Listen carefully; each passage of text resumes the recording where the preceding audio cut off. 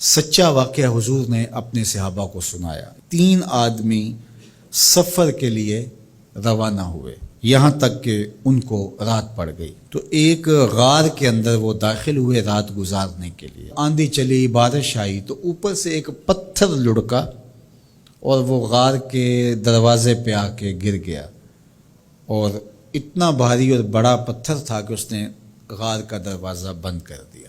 انہوں نے آپس میں بات کی اور کہا، تم اس غار میں پھنس گئے ہو، اب یہاں سے نکل نہیں سکتے مگر یہ کہ تمہارے وہ عمل جو محض اللہ کی رضا کے لیے تم نے کیے ہیں، ان اعمال کا وسیلہ دے کے اللہ سے دعا مانگو۔ ان میں سے ایک آدمی نے کہا، اللہ میرے ماں باپ بوڑھے تھے، اور میں جب بھی بکریاں چرا کر کے آتا تو میں دودھ دو کر کے سب سے پہلے اپنی ماں کو اور اپنے باپ کو پیش کرتا۔ ایک دن میں سرسبز درختوں کی تلاش میں بکریاں لے کے کوئی چارہ، کوئی درختوں کی تلاش میں دور نکل گیا۔ میں جب واپس پلٹا، دونوں سو چکے تھے۔ میں نے یہ مناسب نہ سمجھا کہ میں ان کو جگاؤں، بیدار کروں کہ اٹھو دودھ پی لے، لیکن اب سارا دن وہ بھوک سے تھے، تو اچانک آنکھ کھلے اور بھوک کی شدت سے تڑپے، تو میں وہاں سے ہٹ بھی نہیں سکا۔ تو کہتا ہے کہ میں بچوں کو نظر انداز کیا اور ماں باپ کے جاگنے پہ دھیان رکھا، اور یوں ساری رات بیت گئی۔ میرے ماں باپ فجر کے وقت جب اٹھے، وہ دودھ ان کو پیش کیا۔ اب یہ عمل پیش کر کے کہتا ہے، اے اللہ، اگر یہ میں نے محض تیری رضا کے لیے کیا، تو جانتا ہے میرے دل کو، تو اس پتھر کو ہٹا دے۔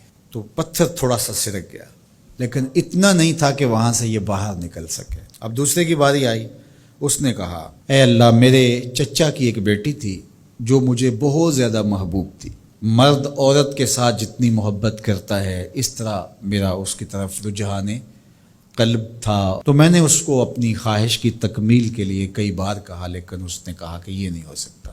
اور پھر ایک دن حالات نے اس کو مجبور کر دیا، فاقہ زدہ حالات ہو گئے، غربت آ گئی، تو اس نے مجھ سے اپنی حاجت طلب کی، تو میں نے اس کو 120 دینار دیے، لیکن شرط پہ کہ تم اپنا جسم میرے سپرد کرو گی۔ اب مجبوری سے اس نے کہا ٹھیک ہے، لیکن میں نے دیکھا کہ اس کا وجود اللہ کے خوف سے کانپ رہا تھا، اور مجھے کہنے لگی، اتق اللہ، اللہ سے ڈر، اور اس کی حدوں کو نہ توڑ۔ میری خواہشات تو پگلی تھیں، آرزوئیں تو بےتاب تھیں، اور میں اس کی قیمت بھی ادا کر چکا تھا، لیکن اس کا یہ جملہ کہ اللہ سے ڈر، تو میں نے تیرے سے ڈر کے اس کو چھوڑ دیا، اور جو اس کو میں نے 120 دینار دیے تھے وہ بھی اس کے پاس رہنے دیے۔ اللہ، میرے اس مخفی عمل کو تو ہی جانتا ہے، تو اگر میں نے تیری رضا کے لیے ایسا کیا تو اس پتھر کو ہٹا دے۔ تو پتھر تھوڑا سا ہٹ گیا، سوراخ تو زیادہ ہو گیا، لیکن ابھی بھی وہاں سے گزرنا ممکن نہیں تھا۔ اب تیسرے نے کہا، اے اللہ، میں مزدوروں سے کام لے رہا تھا اور ان کی مزدوری میں نے دے دی، ایک مزدور بتائے بغیر چلا گیا، تو میں نے کیا کیا کہ اس کے مزدوری کے پیسے کاروبار میں لگا دیے، کاروبار میں برکت ہوئی، اور بہت زیادہ وہ کاروبار جو اس کی مزدوری سے شروع کیا گیا تھا پھیل گیا۔ تھوڑی سی مزدوری تھی لیکن کاروبار بہت پھیل گیا۔ اب میں اس کے اندر کچھ ایک آنا ٹگا نہیں لیا۔ ایک عرصے کے بعد وہ شخص آیا، اس نے کہا، مجھے میری مزدوری دے۔ تو میں نے کہا، یہ بکریاں، یہ بھیڑیں، یہ اونٹ، یہ غلام، یہ نوکر چاکر، یہ سب کچھ ہے، یہ تیری مزدوری ہے۔ تو اس نے کہا، میرے ساتھ مذاق نہ کر، میں تو مزدوری کے وہ چند جو لینے آیا ہوں، اور آپ کہتے ہیں یہ سب کچھ تیرا ہے۔ تو اس نے ساری صورتحال بتائی، تو اس نے وہ ساری بکریاں، وہ سارے اونٹ، ساری گائے اور سارے غلام ہانکے اور چل دیا۔ کہا، اے اللہ، اگر یہ عمل میں نے تجھے راضی کرنے کے لیے کیا تھا تو پتھر کو ہٹا دے۔ تو حضور نے فرمایا، وہ پتھر ہٹ گیا اور یہ چلتے ہوئے باہر آ گئے۔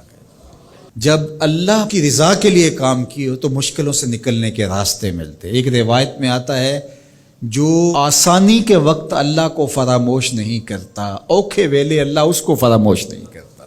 ہم تو کسی مصیبت میں پھنسے تو چالاکیاں کرتے ہیں، کوئی چالاکی، کوئی مکر کہ اس سے نکلیں۔